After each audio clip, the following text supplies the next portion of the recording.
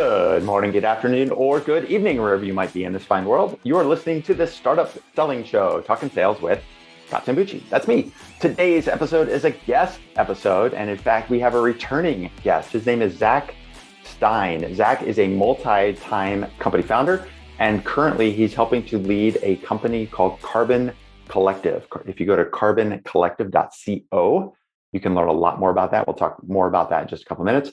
Carbon Collective is an investment platform that makes climate impact investing equal smart investing.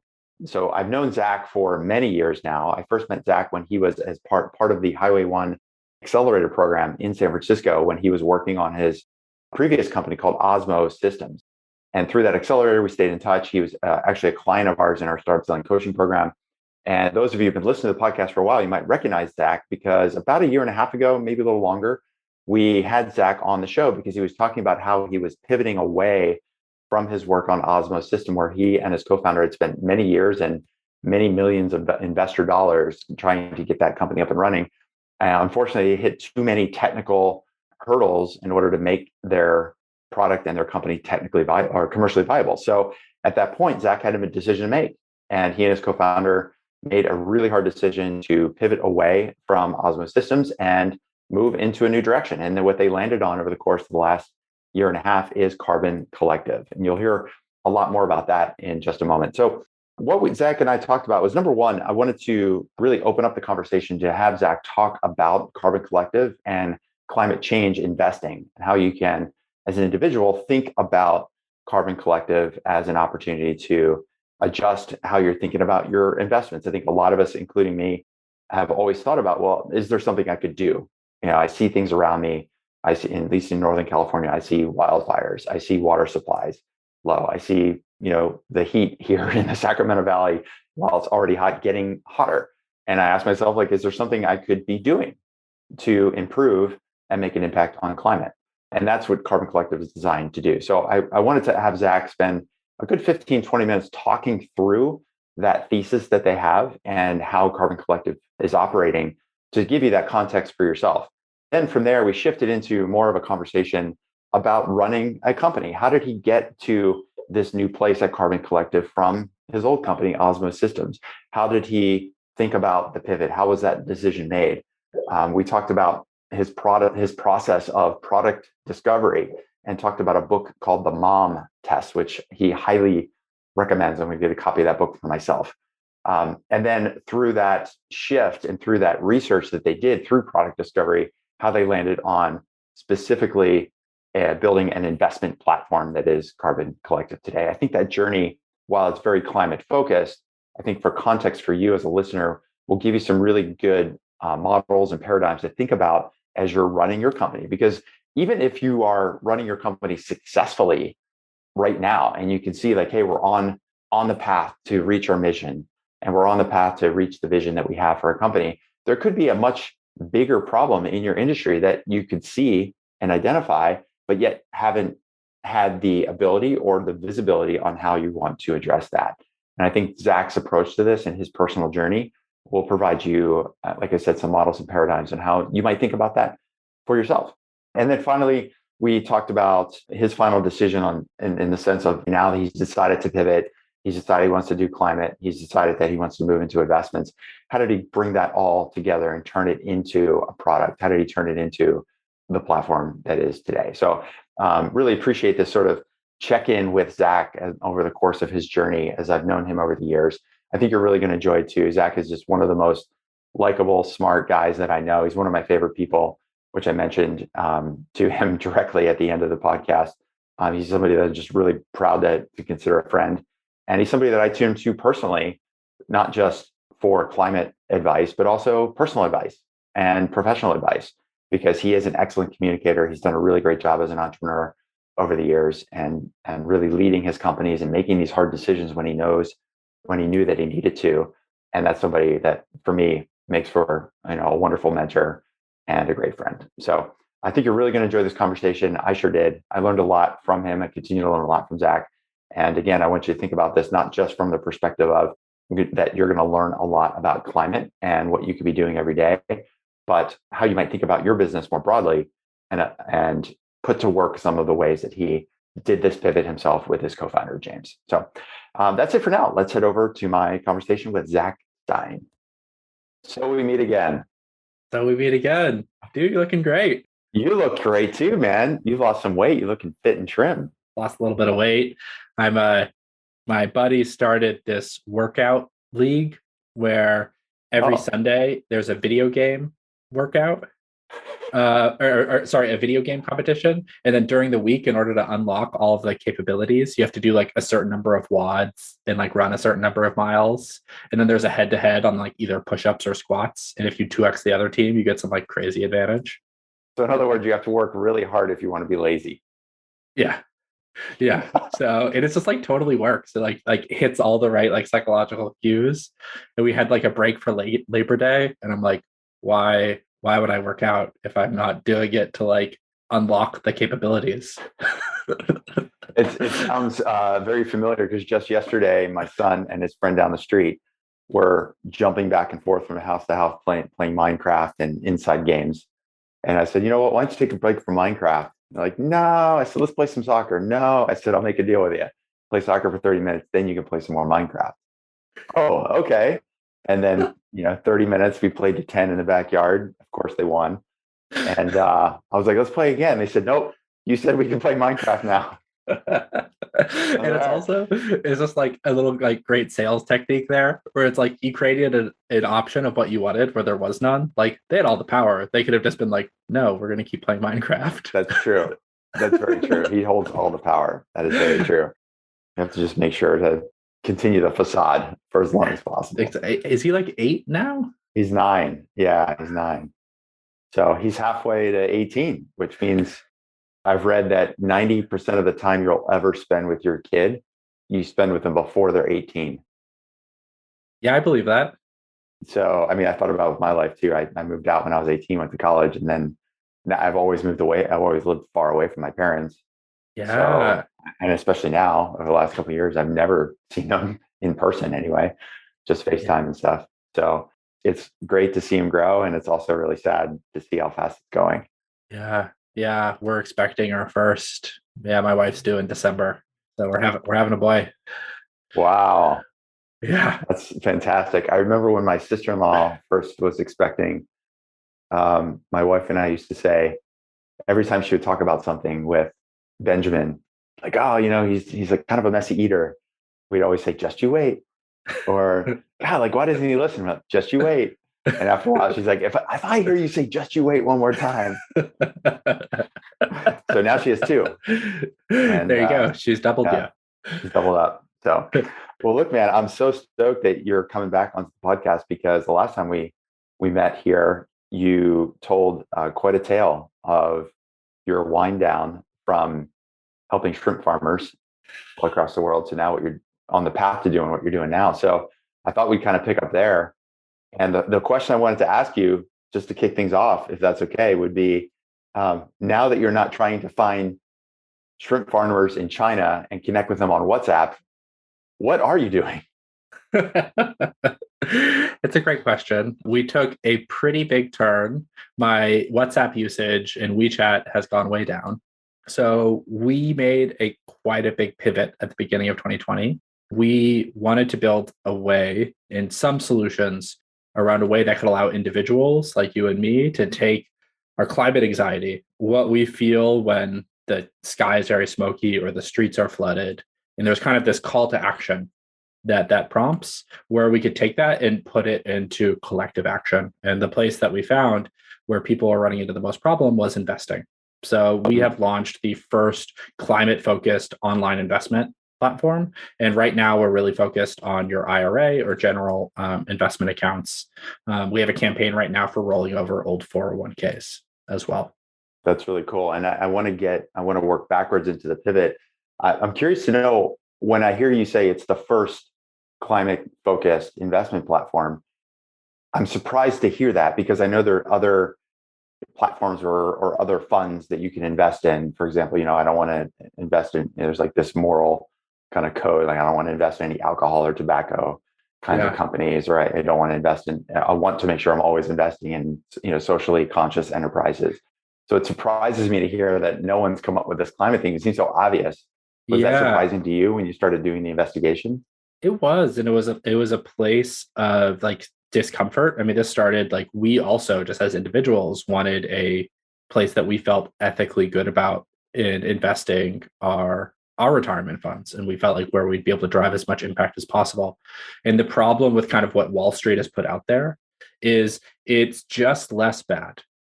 And like we know like the trajectory of these things, like they don't lead to good places. So just being less get bad, just removing the worst of the worst and then broadly investing the rest isn't actually going to seriously change the course that we're on. And so with our portfolios, basically what we did is we said, all right, let's look at the whole stock market. And about 20% of the stock market is made of companies whose long-term profitability depends upon the long-term use of fossil fuels. Mm. And we know that if we use fossil fuels over the long term, like it's going to be really bad, like really, really bad.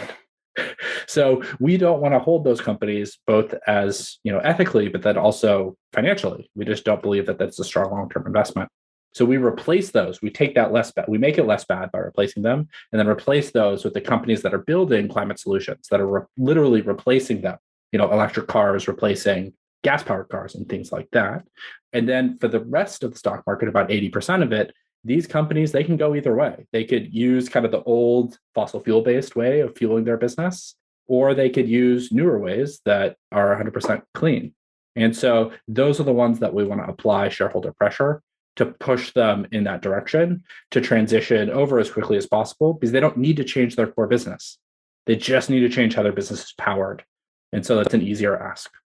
So in my mind, when you start talking about the 20% and the 80%, I could see pretty clearly, right? The 20% you think of, for me anyway, I thought about ExxonMobil. Obviously, they're extracting fossil fuels. That is their business. What are other examples that maybe aren't so obvious that would be in that 20% where they're highly dependent? Are they manufacturing companies, for example, or auto companies like traditional auto manufacturers? Yeah. So manufacturing companies, airline manufacturing companies, a lot of weapons companies have very high fossil fuel footprints. Petrochemical companies, so a lot of chemical companies are very heavily intertwined with Okay. that. The company that makes the pipelines and things like that. There are a lot of companies within those sectors, so like energy, industrials, et cetera, that we bring back in because they are building climate solutions. And so long as they make more money from building climate solutions rather than servicing the fossil fuel industry, we do include them. Got it. And so in the 80% where you said it could go either way, I would think of like most manufacturing companies, because of the way their production systems are set up, it would be really hard to move away from traditional fossil fuel. I don't know, traditional fossil fuels sounds like an oxymoron, I guess. Moving away from fossil fuels. So what would be an example of a company that could go either way, where shareholder pressure might make a difference? Yeah. So there's kind of the kind of assumptions of like yes, it's expensive, Mhm. but the economics, thankfully, really work in the favor. There's a lot of low hanging fruit there. So like Mm. solar power is the cheapest form of electricity in the world, bar none. And it's only Mm. going to get cheaper, especially as we're integrating more batteries, and those prices are coming down dramatically. So, for a company who wants to secure a long term stable cost of electricity, where they're not having to deal with necessarily like major disruptions in cost that could lead to like rising energy prices, it actually makes just a lot more sense to invest that upfront capital, take that capex, because you can get that opex over time in a long way. Same thing with electric cars. So electric cars are more expensive today, but they are significantly better, especially for fleets. The average electric car has 20 moving parts in it. The average fossil fuel powered car has 20,000 moving parts in it. So the maintenance costs of it, and then like you can't drive one of those cars, you get like 200,000, 250,000 miles on it. An electric car, you could drive it for 1 million miles. You might need to replace the batteries, but the drivetrains, because they have so much fewer moving parts, they Mm. make a lot more sense. So we're actually seeing like police forces around the country are buying Tesla Model Ys. They're Mm. more expensive, but they're like the payback is in 12 to 18 months. And then we can drive this for 1 million miles. So it's actually just a cost saving. And plus, it's way more fuel efficient for things that have to stop and start a lot and things like that. So there's a lot of alignment financially. And actually, as their investors, kind of with that greed hat on, it makes even more sense to make that push. There are going to be areas where it could be at odds financially, and that's where we can really use our social pressure, and especially wanting to focus on those brands who are really receptive, where so much of their stock value is in their brand. Let's use that as ethical shareholders who, even if we're small shareholders, who can be really loud in that space. All right, folks, we are off and running in my conversation with Zach. I am really enjoying this already. I hope that you are too. I know we're talking deep about climate and products and companies. Very, very soon, we're going to talk through some models and paradigms that you can use and apply to your business every single day. In the meantime, if you're thinking about your business and you're thinking about like, how do you grow? How do you scale? How do you make the impact that you want to make in your industry with your company, the same way that Zach has been moving in that direction over the course of the last decade in his career, then that's something that we help founders with every single day here at Sales Qualia. So every day at Sales Qualia, we are posting new blog posts and videos. Every month, we're running at least one live event, whether that's a webinar or a masterclass. And of course, we have our startup selling coaching program that people want, or for founders that want day-to-day help growing and scaling their startup. So I'd absolutely invite you that if you just want to get a little more help and maybe just want to get a perspective on where you are with your business and what's ahead for you in the next 6 months, the next 12 months, the next 18 months as you're trying to reach that next checkpoint in your journey, then I invite you to just shoot me a quick email. My email address is scott@salesqualia, Qualia.com, scott@salesqualia.com. Just shoot me a quick note. You can type the word podcast into the subject line. That'll just let me know that this is where you decided to reach out, and just, maybe it's something as simple as like, hey, do you have a guide for this? Or when's your next webinar? Because I'd like to join and learn. Or if you're interested in learning more about how we might be able to help you with our coaching program, then just mention that in email as well. I'll make sure to get the email. If I don't see it myself, Jocelyn, my assistant, will see it, and she'll make sure that you and I hook up on the phone, grab a quick chat, figure out if or how we can help you. And if we can, then we'll do everything we can to do that. And if we can't, then I'll do my very best to point you in the right direction. Okay. So either way, shoot me a note, scott@salesqualia.com. Let's get in touch. Let's have a chat and take it from there. All right. That's it for now. Let's head back to my conversation with Zach Stein. So to put you on the spot, and if you can't think of an example, it's totally fine. What might be one of those brands that would be surprising for someone to hear is moving in that more climate friendly direction? I mean, I could think of some brands where, it makes sense. Where you just like, it's part of their mission and part of what they're doing every day publicly. Can you think of a couple or even one that would surprise people to hear? Yeah. So there's kind of this difference. Let me break down your question a little bit of like, who are brands that we want to pressure and that could, and then who are brands that necessarily are. So like, there are some really cool brands like Owens Corning. They make a lot of building materials and home insulation. They're a pretty awesome company from a climate perspective. They're doing really forward-thinking stuff. So that's a company that like we want to highlight about the really cool things that they're doing. And it's just not something that you would think of. And insulation is a very non-sexy, but really important climate change solution. We need our homes, especially as the temperature, as the climate gets more variable, our homes and buildings to be as well insulated as possible, because then we use as little energy as possible in keeping them at a stable temperature. So, and then we have this other category of who are the companies that we want to pressure. And this is, let's look at like Coca-Cola is one that we bring up as a pretty consistent example. We look at Black Lives Matter and what they were able to do by placing public pressure on big brands around racism. And they were able to extract a lot of benefits. They had $50 billion is in total pledged by brands around those issues. The problem is that they weren't shareholders. They didn't have a seat at the table to enforce the follow through of that. So only $250 million out of that, that's 0.5%, has actually been granted out or done within that. So there's this importance of having that seat at the table. And so for us, what we want to position ourselves to do is focus on those big brands, the Coca-Colas, the Starbuckses, the Procters and Gambles, that we know that they are household brands, that their footprint is massive because they're massive companies.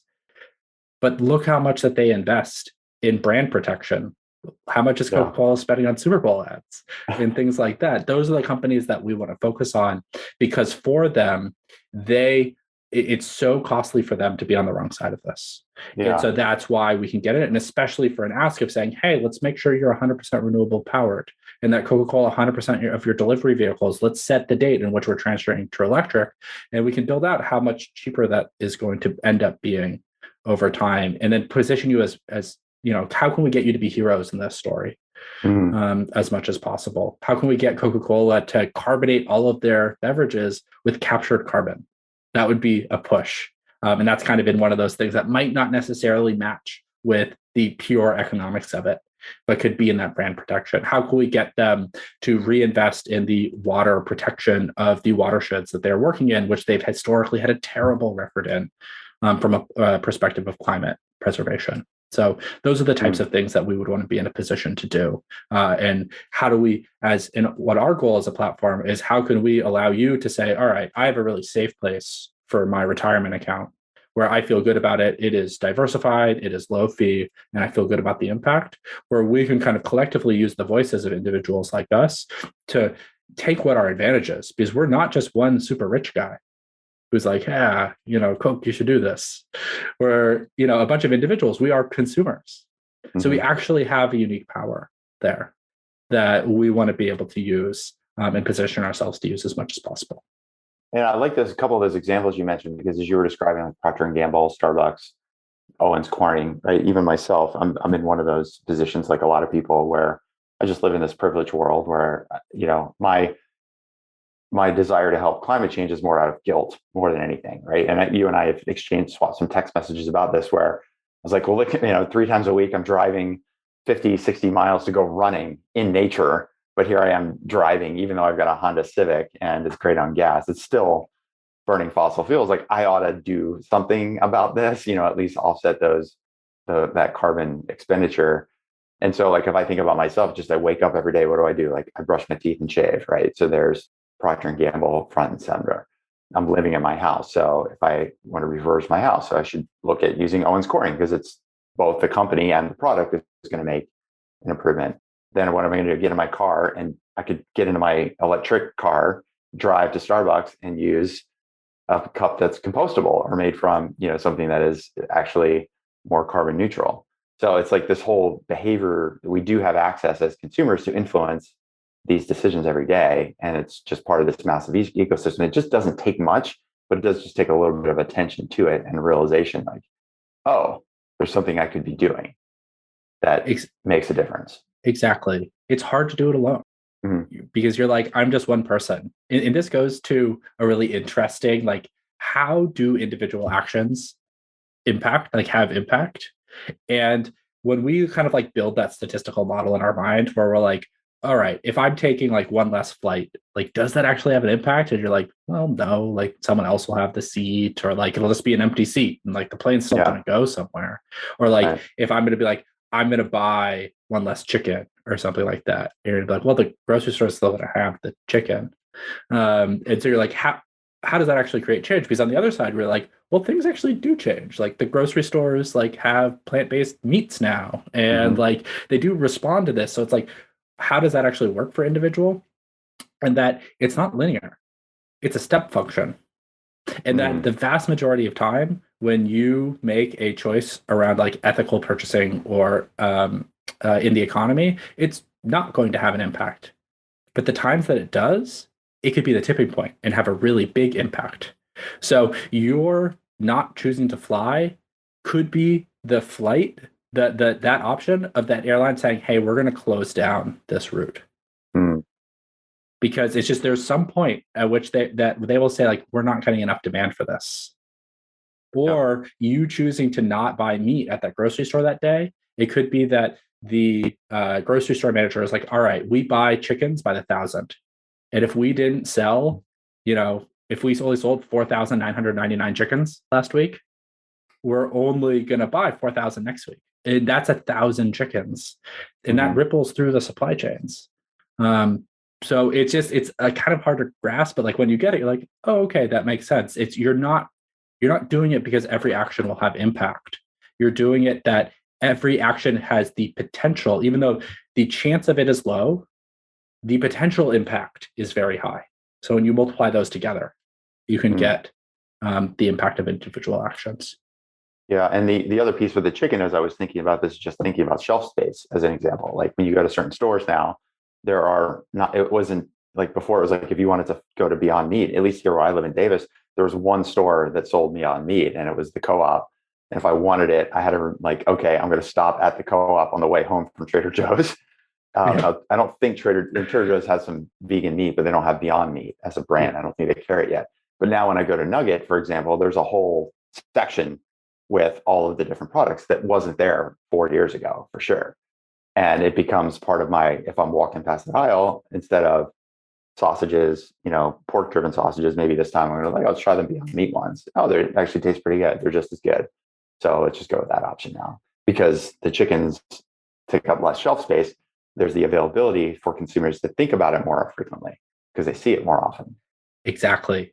And this kind of goes to the how we have technological shifts, and meat is a really interesting one to dive into. So I believe that we are actually in this period of significant technological disruption around meat, and that plant-based, but in particular cell-based meat, has the potential to not only be way better for the environment, but give you the same product at a dramatically cheaper cheap price. Meat is animal suffering and environmental suffering, and it's off in rural areas, and so me living in a city, I don't see that. But even with that, it's still not a factory. It's not a manufacturing process. You're still working with living beings and stuff like that. Whereas with cell-based meat in particular, we can actually get that into a manufacturing system where once that happens and it just becomes economies of scale, we're actually really good at humans. It's one of our superpowers of civilizations is to take something and make it just through shaving off all these different manufacturing cost-saving measures that you commoditize it and you make it super cheap. So it's cell-based meat could be a fifth of the cost in 15 years than normal meat. And then you just have this replication where normal meat is going to be niche.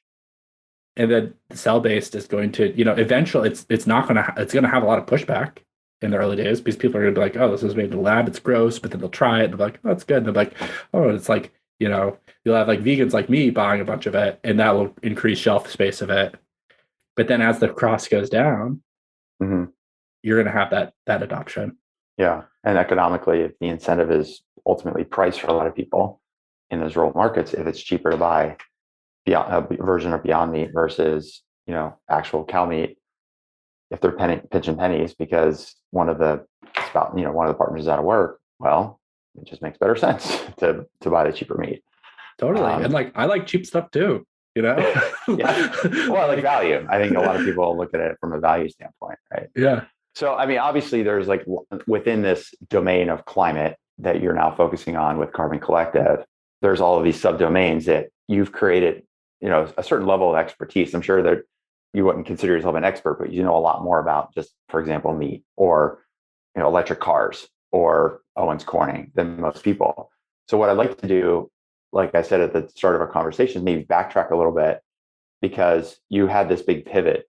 You mentioned to me you mentioned to me when you first decided to make this change, we're going to pivot, and you asked me to, we could talk about the pivot. I don't even know if it's a pivot to me from the outside looking in. It's more like a leap from, speaking of Minecraft, it's we're going from one world to the next. I know it's somehow related to what you were doing back with Osmo Systems, but maybe you just talk a little bit about how did you get to this place where you decided that Osmos was just not going to be commercially viable in the near term. You had some investor money left over. That's kind of where we left off when we spoke about a year and a half ago. Yeah. How did you go to this new path? Maybe just kind of walk people through this. And the context here is really thinking about any entrepreneur who, it wasn't like you just had a couple ideas you sketched out in the garage and you're like, oh, let's do a startup weekend and see if this thing has legs. You would spend years of your life on this. Millions of dollars of investor capital. You had multiple teams of employees You're traveling to China, you're traveling to Latin America to work with these shrimp partners. Like, this is a real business, just had some commercial challenges ahead of you, technical challenges. So how did you get from there to, we're going to do this pivot and come and arrive at this new focus with Carbon Collective? Big question, but I'll let you just break it down. Yeah.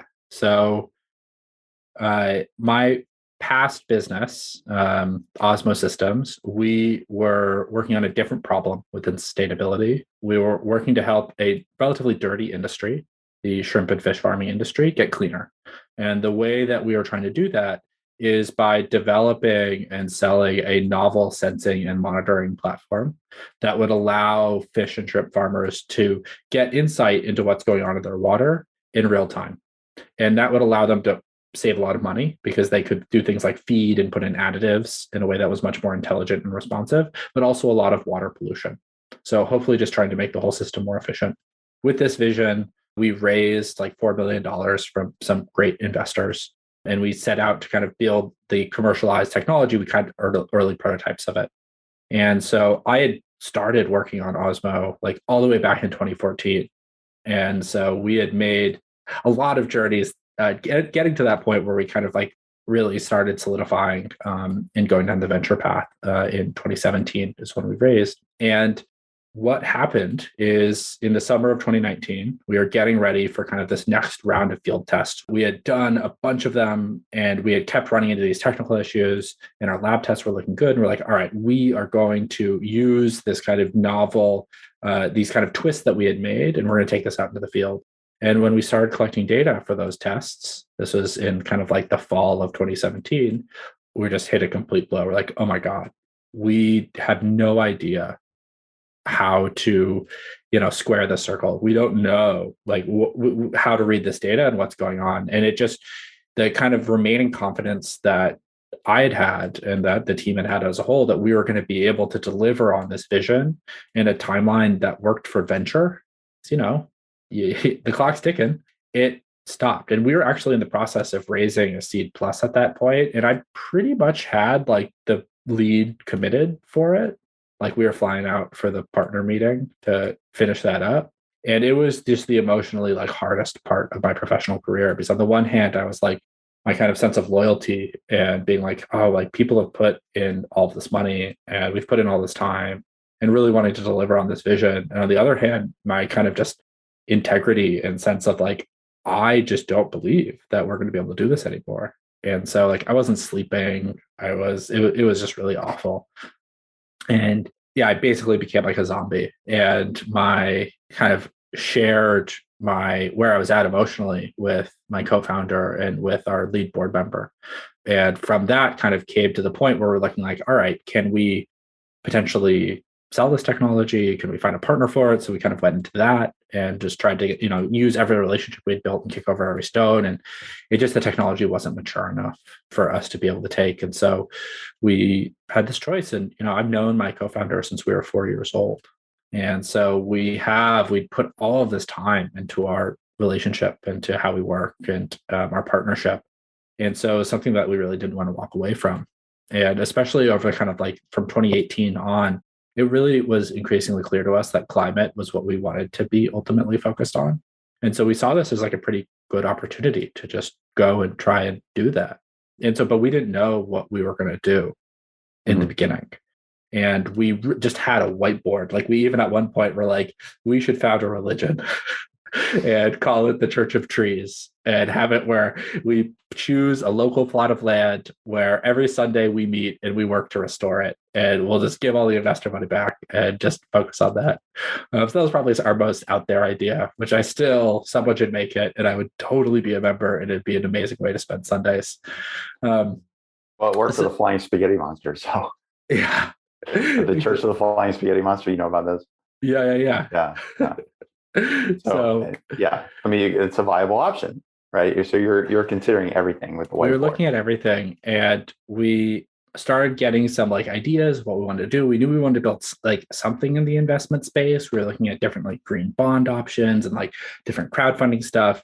And we put together this like really elaborate demo because we're like, oh, we're going to be like lean startup and we're going to build a mock-up MVP and like walk people through it and see what they like and see if we should build this. We're like, we're so smart. And in the first interview we had, I'm just forever grateful to Dave. It was with this guy named Dave. And we went through it and he's like, this is cool, but you guys like sucked at interviewing me. They were like, oh, interesting. Really? And he was like, you have to read this book called The Mom Test. And we read it. I've never read a better startup book, in particular for product discovery. It is really short. We do audiobooks. It's like a 3-hour listen. And what it does is it walks you through all of like how to interview people so they don't lie to you. It's called the Mom Test because you could interview your own mom and actually get useful data on whether you should build that product or not. As opposed to your mom being biased and saying, oh, of course, honey, it's going to be wonderful. Exactly. Yeah. You 100% got it. Yeah. Got it. So basically, I mean, I could give away the gist of it. It's still so worth reading. It is an amazing book. Basically, it's all you do is you dig for past actual examples of behavior. What people have actually done is the best indicator of what they are going to do in the future. And then when you get to something, you do 5 whys. This is a sales similar sales technique that you have. And so you're just trying to dig into why they chose that action, what was going on for them at the time. And so we started doing that, and we kind of took this step back of trying to be like, all right, we're leading with the product, and more just trying to understand where people were having climate anxiety and what actions that took them to take and where they got blocked. And from that, we kept seeing that investing was this place that people would go to look, but they would find those funds that you talked about at the beginning that would be like, no alcohol, no tobacco. They're like, okay, but like, there's a lot of companies in here that are doing really bad things. And like, we're the ones that are doing things that like I care about. And so that led us in seeing that kind of that pattern replicate itself over and over again, and reading into people's emotional states of where they were at in that process and that they had taken the actions to do it, gave us kind of the confidence to go ahead and build. Okay.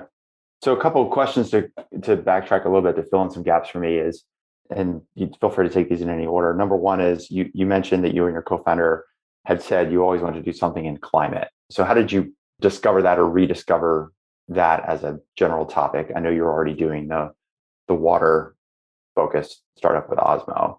So I'm sure there's some correlation there. So that was one. Number two is you also said something about investments, like you want to do something in investments. Now, I mean, climate's a big topic. You could do lots of stuff in climate. You were already doing something that was climate related. So like, why did you land on investments versus another hardware product or carbon credits or some other effect on climate change? So those are the first two I'll start with. And just ask you to fill in those if you can. Yeah. I think I can speak for myself of I don't know if you remember back in 2018, but the IPCC report, this is like the UN's Committee on Climate, and they basically get like all climate scientists, and they like put out a report that like all from the most like we're doomed to the most like, man, we're not that doomed. They like put together a report that everyone can agree upon with it. So back in 2018, they had this report releasing that was kind of like an, oh shit moment of like, we have 10 years, we have until 2030 to cut emissions by half, or else we're going to be on this path to catastrophic warming. And I think for me, like I had, followed climate and known it was an issue, but I wasn't following it that closely to being like, oh my God, like this is not something that my children will inherit. This is the problem of my life. And how did you know about that report if you weren't following? And I'm just going to keep digging because I want for people listening to understand, like, how did you get from this old place to the new place? Like, how did you even know about this climate report in the first place? It was like, it was on CNN. Like this is not like an obscure report. The most recent one came out in 2021. And it gets coverage. And so as someone who's kind of like, would be like, I think my news feeds are kind of set up to show me things that are more in this vein. I saw it. And then also just like within my networks, like I think at the time it came out, I was actually at a competition for water startups. Mhm. And one of my good friends there has a startup that does coral restoration. It's really cool. They breed climate resistant corals and they, sell them to hotels and like insurance companies and stuff like that. And so he was like, yeah, this report just came out and it says that unless we make these changes, 99% of the world's coral reefs will die. Mm. And it's like one of those things of like, just hearing that as well. It's like, it was just this, it wasn't like an immediate wake up call for me, but it caught in my mind in a way that was impossible for me. And then that kind of doubled with the fires in California. I'm sure you remember, like prior to 2017, there wasn't a fire season. There wasn't a fire season. My wife and I talk about this all the time right now. It's been the last 4-5 years. I mean, we've been living in Davis since 2008.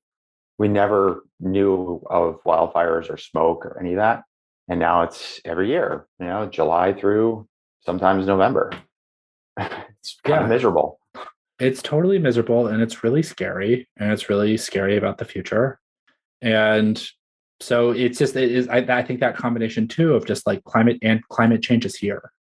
Unless you're really adamant about not accepting that fact and just really trying to stick to your confirmation bias, you can't not see it. Well, I mean, so from an entrepreneur standpoint, it's one thing to see a problem, right? Yeah. I texted you. I'm like, okay, I have awareness of what I'm doing, and I have negative effects on the climate. And to know, okay, there's wildfires, I'm smelling smoke every day. Like I can see this stuff. I go running on trails, and the trails in April this year up in the hills in the Sierra Nevadas had less water on them in April than they had last October. Right. Yeah. So it's like, to me, I'm like, oh, there should be a creek here. There's no creek. This creek, the last time I went through it, I had to use a rope to get across because the water was at my waist. Now there's like a couple stepping stones I could walk across within 2 years. Same race, same course, same trail. So I'm seeing this stuff. So I say that in context of like, you're seeing it, I see it, but you said, I'm going to take action on this big, hairy problem. Like, why you? Like, not to say this in a negative way, but like that takes some audacity in some respect, as well as obviously like you care about the problem. So it's not like, oh, I'm, I'm not the prophet of climate, Zach Stein, but why decide to take oh, okay, cool. We'll put that in the show notes. That might be in the title now, the prophet.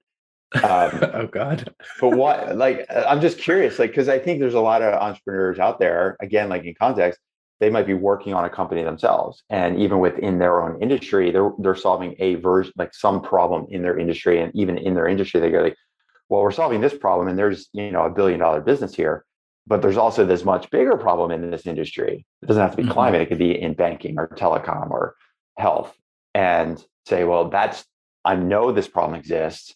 The data supports that somebody oughta, but yet they don't take the action, even though they're already the kind of person that takes action so much so that they're building $1 billion company in that industry. So I'm just really interested in the psychology and the mindset of you and your co-founder to say, like, we're going to go attack this problem.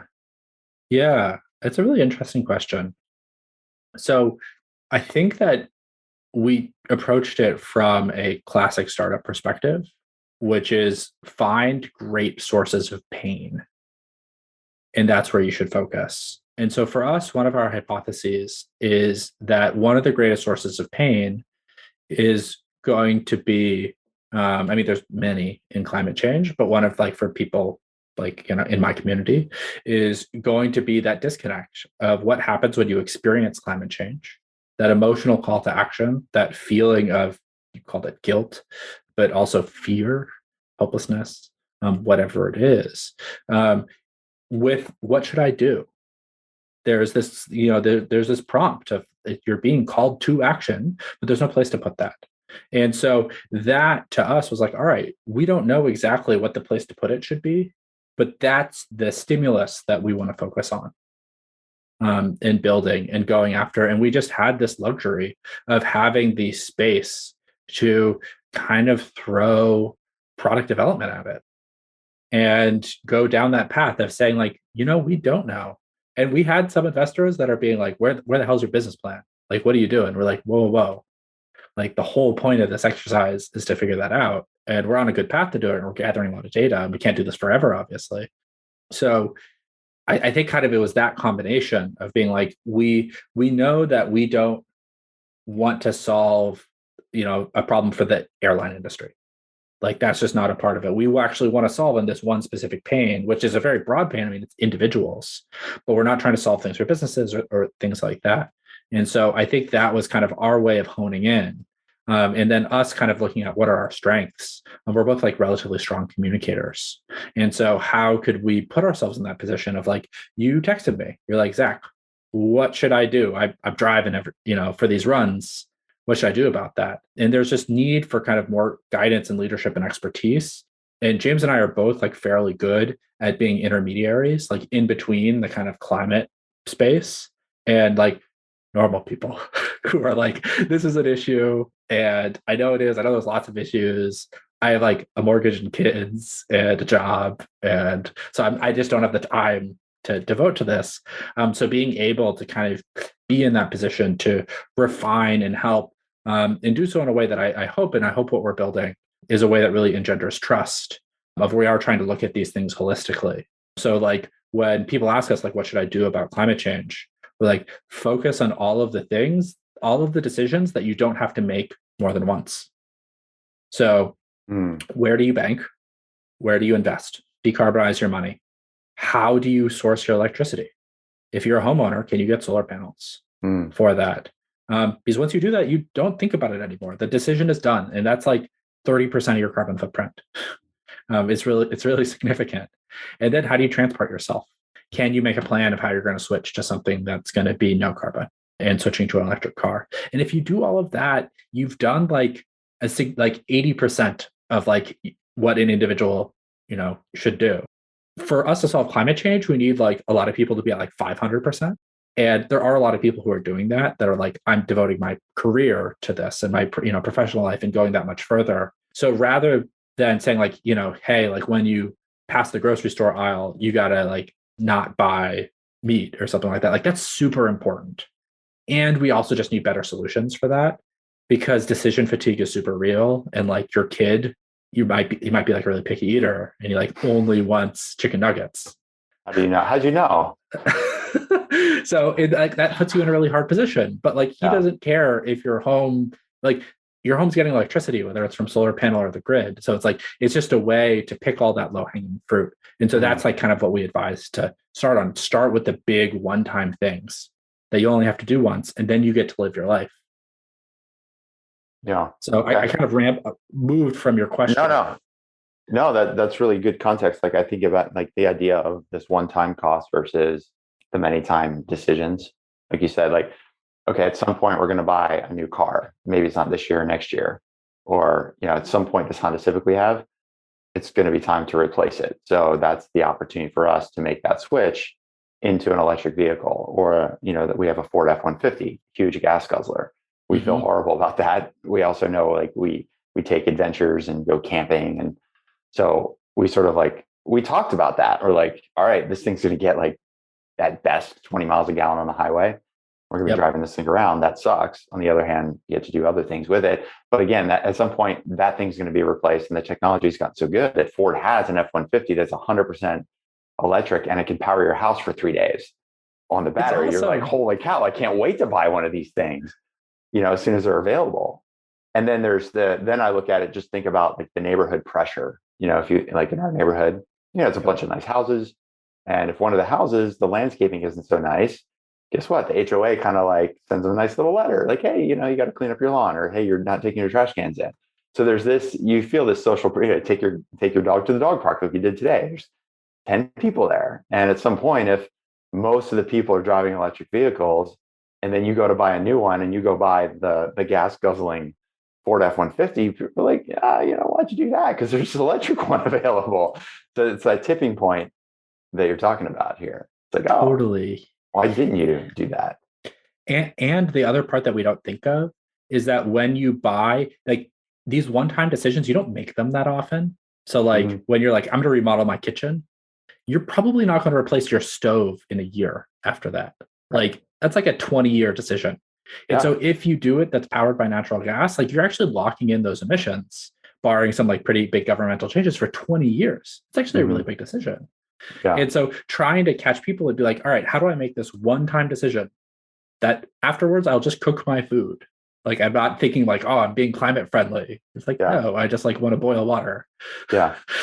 Like, It's true. so it's like, how do you catch people in those moments? So it's like I had a friend the other day who like she was looking to buy a car, and like she ended up leasing an electric car, and I felt really good about that because I was just like that. Like of all decisions I can get someone in my network to make, like that's actually a really impactful one because of those long-term emissions. Okay. So then if we go to the second part of my backtrack question around investment. So if you knew climate and kind of had this thesis or hypothesis around wanting to work on climate, you decided that you guys are going to take a, startup approach to it, a product-centered approach, which is different than a scientific approach to it. Why investments? How did you land on that piece of it in terms of how to influence the climate problem? Honestly, like it came through mom testing and then our own Okay. personal experience. Okay. Of it just again, it was this thing again and again that people ran into. And when we looked around, we saw that like there's like people doing like much better things in carbon offsets. There's like other ways of like how the solutions in other areas for individuals were getting better, but this space in investments was one that just really wasn't. And because I think people felt like it had been the solution was there because Wall Street was like ESG, this way of analyzing investments. That's like the ethical standard, and everyone really likes it. What's But ESG? ESG stands for environmental, social, and governance. Okay. And basically, what Wall Street firms will do is they'll hire an analytics company, and each of them has their own rating system. So it's not universal at all. They're very lowly correlated with each other. And they'll go and look at a company like ExxonMobil, and they'll rate it on a scale of 1 to 10 on all of these environmental issues. And then they'll rate on 1 to 10 on all these social issues, then 1 to 10 on all these governance issues. Then they'll average all those scores together. So you get an average E, an average S, and an average G. And then they'll put all of that together. So you get an average ESG score. So on the one hand, like this is good. Like the world is really complicated, and like ethics is hard. So you're like kind of getting a lot. But on the other hand, you're just diluting out like things that you could particularly really care about. And what we found is that for individuals in particular, that framework really doesn't meet their emotional need of what they're trying to do when they are trying to invest ethically. And so that led us to saying like, there's actually there's something necessary to be counter-positioned to all of this momentum in this space. And that's what led us to investments. We explored a range of ways that it could be. We looked at like launching our own green bonds, launching like different crowdfunding type of campaigns. Like we kind of got pretty heavy into the regulations of what it could be. But what we came to was just how the way that most people invest, like in their 401ks and their IRAs and things like that, like there's just not good enough options there that both feel like fundamentally it has to feel like a safe place to invest. So it has to be low fee and broadly diversified, but also in a way that has a really coherent message that's not a bunch of analytics that you actually can't see in ESG. It's all proprietary behind paywalls. Like you have to pay like $40,000 to get access to them because it's how the analytics firm make money. So for us, like our goal is like, how can we have how we build our portfolios? Like I want you to be able to explain it to your son and for him to get it. And not only that, I want him or someone like him to be able to look and say like, but why is this company in there? And for us to be able to have that and explain why that's there. I think that transparency is kind of for us, our thesis of what can we build in this space is just something that's really missing and needed. And that if we can build a brand and a movement that's based around that type of trust in what we're doing and that direct focus on impact, that we can both have a very successful company, but that our impact directly scales with that success. Okay. So the last question I wanted to ask you before we let you get on your way is going back to like thinking more broadly, not just around your decision to move in the direction of climate and then investments and then do Carbon Collective. if you think about if you're talking to a founder or an entrepreneur, to me, as you're telling your story from the time you decided to move away from Osmo, like that was the question I'm going to ask you is around kind of fear. Where did you feel scared? So when I hear about your kind of journey in this path over the last 2 years, like I'm sure there was a high level of fear deciding ultimately that like it's one thing to talk about it, but then you make the decision, you got something new. So there's probably a high level of fear. And then there's also like, but then the fear factor kind of is almost like a relief. Okay, we made this decision. Now we're in this new world.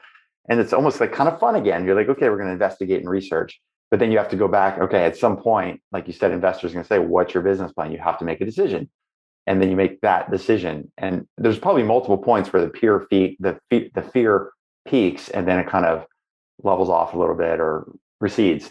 So I'm just kind of curious, like, what would your advice be to someone who's thinking about doing something as drastic?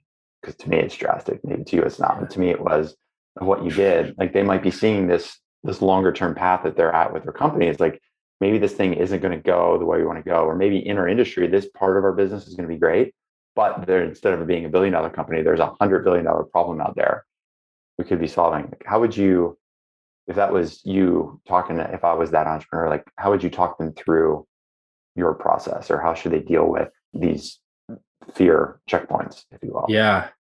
What comes up for me is I think this is true of just being a business owner in general, but maybe is a bit accelerated being a startup founder, is that it is just an emotional roller coaster. There is no way around that. And that the one thing I've like tried to learn is just to ride the highs.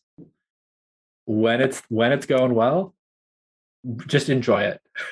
Because it's gonna stop. Like something's going to happen. You're gonna have a really angry customer, or like, something's gonna come out of the blue, or something you thought was working is like not actually working, or you just don't know what's going to happen. And so, or like you feel like you're gonna go raise this next round and your first few investor pitches like go terribly, and you're like, oh my God, everything I'm doing is a fraud or something like that. Like who am I to do this? So I think it's just that is just part of it. There's no way around it. And that if you can ride the highs while they're there, and know that in the same way that you know that the high won't end, know that the low won't end either, would be my advice around that. I have a friend who's just left Google and is looking to launch his own company. I might actually connect him with you when he gets further in his sales process. I'm really excited about it. And he was feeling he's, really good at selling with customers and things like that, but he had never fundraised before. And I was connecting him with a few investor friends of mine, and he was like really nervous. But afterwards he called me and he was like, that was awesome. That was so fun. And I was just like, yeah, man, look at you. Like, and I told him, I was like, ride this high, man. Just enjoy this like boost of confidence. And it's like, you kind of need that to like have in the bank for when that next stumbling block comes and you need to pick yourself up off of the trail to cross the creek. Yeah. Well, I mean, typically I think the anxiety is worse than the action itself. I mean, I've talked about this in videos and podcasts before, where it's just like, look, you're going to feel anxious, acknowledge it, accept it. And the best thing you do is then act on it, because if you just sit there and do nothing, you're in the same place and you're going to be there perpetually unless you do something. So in that case, it's just whether it's doing the first pitch and going in knowing it's, if it sucks, it sucks. If it happens to go great, awesome. Just keep the expectations low, treat it as either I'm going to win or learn, and then use that as the stepping stone to the next. Yeah. I think thing. I know we're coming up on time here, but that's what I would say as well, of just like, if you can celebrate learning in this and without knowing where it's going to go, then I think you'll also be in that better position to ride through fear. Yeah. Well, I mean, just looking at you and talking to you and seeing, I sort of get these data points over time. We worked together for a few years when you were at Osmo, and then I, checked in with you as you were leaving, and then we had the interview last year, and then this one this year. And it's sort of like, what I see is that you're obviously much better off now personally than you were, 2 years ago with the anxiety. And this facing this brunt. You even talked about yourself here in our conversation. Like physically, you look great. I mean, you're married, you've got a kid on the way. So it's like, okay, yeah, all that stuff sucked, but it's, eventually you're going to work through it. And the other side could be something really wonderful. Thanks, man. I really appreciate that. And I Yeah. super appreciate you having me on the show. Yeah. Very Glad to exciting do be it, back. man. Well, it's part of our ESG platform now. I just always enjoy talking with you. I learn from you every time. And I love your approach. Like your approach to running your business is probably a lot different than mine. To me, you've got this calmness and serenity about it. You talked to me about how you communicate with your team. We've talked about that in previous episodes.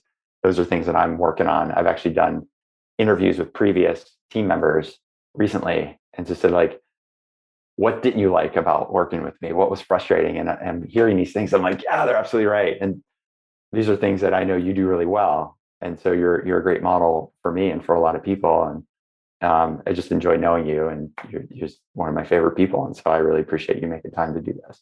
Thanks, man. I so appreciate that. I so appreciate being on. And I just, let's do this again in a year and a half. Yeah, or sooner. Or sooner. So if people want to learn more about Carbon Collective, I can say personally, I'm a customer of I'm not an investor, I'm a customer.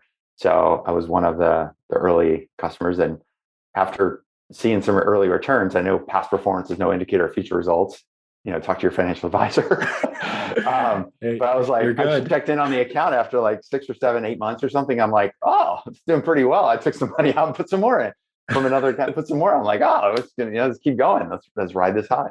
It does make me feel good to know we're investing here for all the climate reasons. But like, frankly, like financially, it's also made good sense for us, which is important. It can't just be, it's not a donation to a cause. It's like, no, I'm earned 17.5% on my account in the last year and a half. So pretty awesome. That's awesome to hear that. That was exactly our goal in building this. For us, we can only have climate impact with investing if it's a smart way to invest.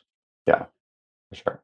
Well, cool. So what's the best place for them to go to learn more about Carbon Collective or you, or if they just want to learn more on their own or they want to have a chat?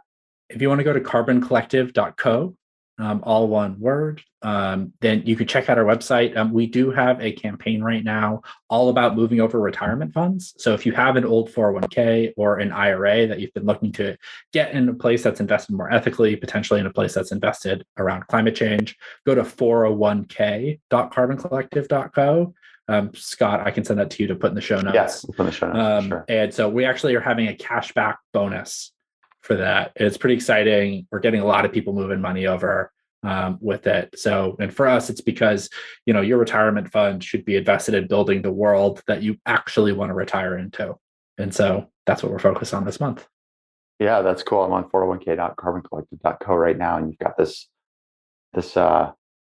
tracking bar, transfers initiated. So you want to get to $10 million.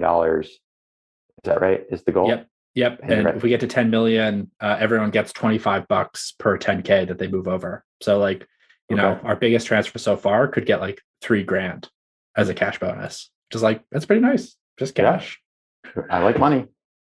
Who doesn't? Money helps. I've had money, and I've been a part of my life when I didn't have money, and having money makes things easier. It does. It doesn't necessarily make you happier. Doesn't make you happier, but it does make things easier. That is for sure. Awesome. Well, let's make sure we get those links to us so we can add them to the show notes, and definitely check out carboncollective.co. Like I said, I'm a client, and so I can just say it's really easy to set up. Did it myself, which says a lot because I don't do anything myself. Like I did home improvement projects this weekend. That meant I changed light bulbs in my house, and my wife was shocked. To LEDs? Yeah. We had some old ones that burned out, and I was like, okay. Even my office one now has 3 LED lights, and I was like, oh, I'm gonna change the light bulbs, not because of, not specifically for carbon reasons, but because there were lights that just weren't working, and it was really frustrating. But just I say that in context, like my wife was so impressed that I got a stepladder out and changed light bulbs. She's like, oh my God, who are you? You're doing these home improvement projects. I'm like, I'm changing light bulbs. That's like about the level at which I go for any kind of anything that requires technical or knowledge to put things together. And I myself did the carbon collective stuff. So I'm like, okay, this must be easy because I've done it myself. It says, how many Scots does it take to sign up for Carbon Collective? I think is probably going to be the joke here. Yeah. How many trips to the hardware store does it take to change light bulbs in your house? More than one, I can tell you that. So, well, cool, man. Well, as soon as we get this recording up and post it, we'll let you know so you can share it with your tribe. Perfect. We'll share it far and wide. I don't know if you can hear this, but my dog is dreaming. She's on the floor. This is pretty funny. She's dream barking? Yeah. Oh, that's so cute. Yeah, it's pretty funny. All right, man. Well, on that note, I'll let you run. Thanks so much for spending part of your day with us. And look forward to chatting again soon. Great to see your face. See you, Scott. All right, likewise. See you, Zach. Bye. Bye. All right, folks, that's a wrap. Thank you for listening to this episode of the Startup Selling Show, Talking Sales with Scott Sambucci. I really appreciate you listening. If you've gotten this far in the podcast, it tells me that you enjoyed the conversation, you're digging the content. So I'd just like to ask a couple of quick favors. Number one, if you haven't already subscribed to the podcast, make sure you do that because we are pumping out episodes every single week.